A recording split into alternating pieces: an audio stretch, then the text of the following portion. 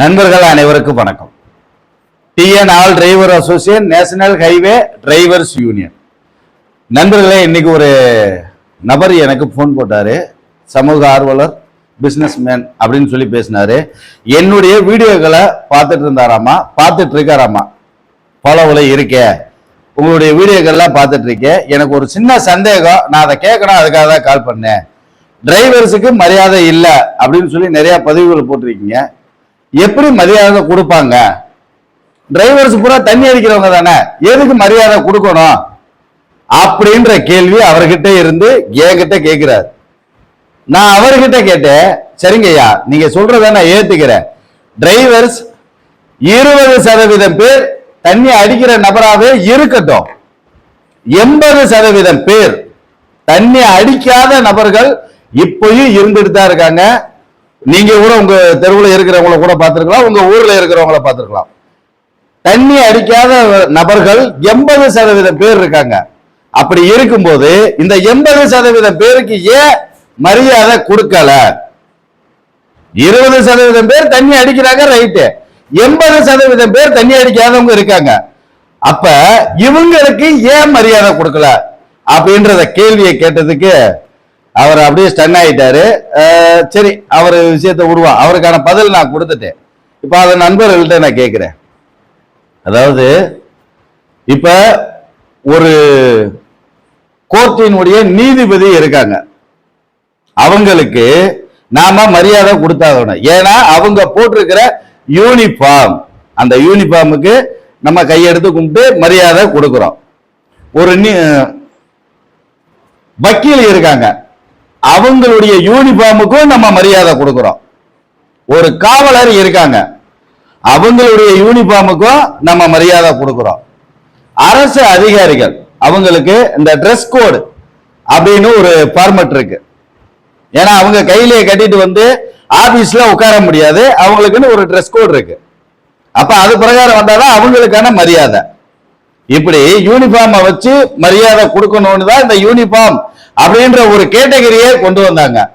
ஆனா டிரைவர்ஸினுடைய யூனிஃபார்முக்கு மட்டும் இப்ப வரைக்கும் மரியாதை கிடைக்கல. டிரைவர்ஸா அங்க நில்லு அப்படின்ற வார்த்தைகள் இன்னும் புழக்கத்துல இருந்துகிட்டு தான் இருக்கு, நம்மளும் பார்த்துக்கிட்டு தான் இருக்கோம். ஏன் இது இல்ல? யாராவது என்னைக்காவது இதை யோசிச்சிருப்போமா? இல்ல இது யார் செய்யற சதி? இந்த யூனிஃபார்ம் அரசு அதிகாரிகள், ஜட்ஜு, வக்கீல், போலீஸ்காரங்க இவங்க போடுற யூனிஃபார்முக்கு மரியாதை இருக்கு. ஒரு ஓட்டுநர் போடுற யூனிஃபார்முக்கு மரியாதை இல்ல. அதே ஓட்டுநர் யூனிஃபார்ம் போடல அப்படின்னா அடுத்த நிமிஷம் ஃபைன் போடுறதுக்கான அதிகாரம் இருக்கு. இப்ப சொல்லப்பட்ட நபர்கள் யாருமே ஜட்ஜு, வக்கீல், போலீஸ், அரசு அதிகாரிகள் யூனிஃபார்ம் போடல அப்படின்னா அவங்களுக்கு ஃபைன் கிடையாது, அவங்களுக்கு ஃபைன் கிடையாது. ஆனா ஒரு ஓட்டுநர் யூனிஃபார்ம் போடல அப்படின்னா அவங்களுக்கு ஃபைன்.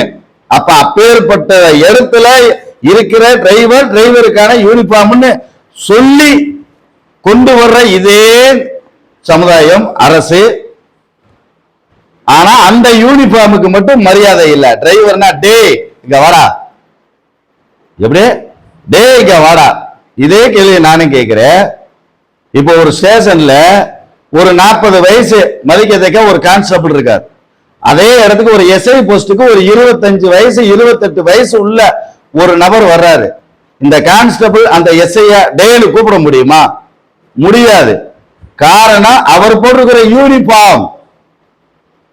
அப்ப யூனிஃபார்முக்குன்னு மரியாதை கொடுக்கணும்ன்றது ஒண்ணு நடைமுறையில இருக்கு, காலகாலமா கொண்டு வந்துட்டு இருக்காங்க.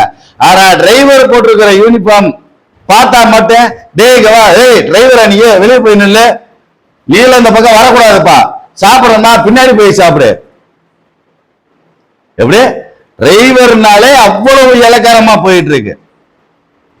இது எங்க இருந்து வந்தது? இது யாரு திட்டமிட்டு செய்யறாங்க?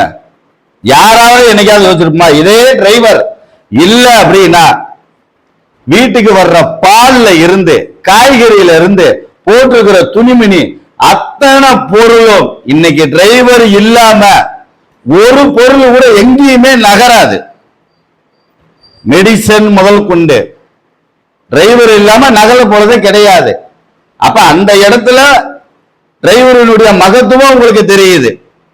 ஆனா டிரைவருக்கு மரியாதை மட்டும் கொடுக்க கூடாது.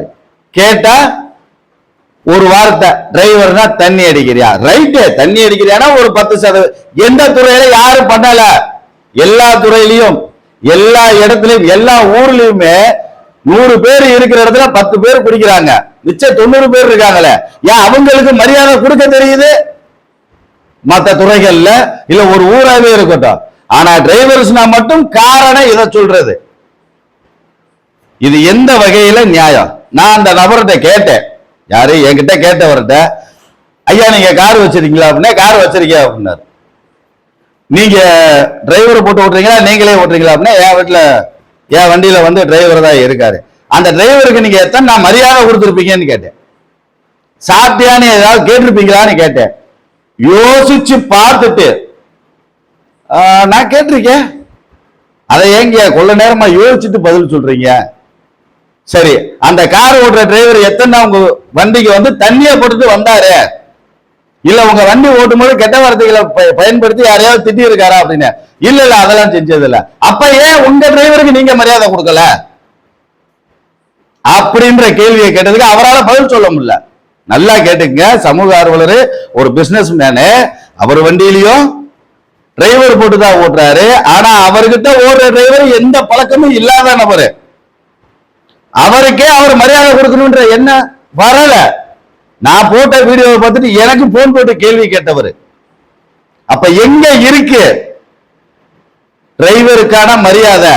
கொடுக்க கூடாதுன்ற அந்த எண்ணம் எப்படி யாருகிட்ட இருந்து வருது? இதை யாரு நிப்பாற்றா?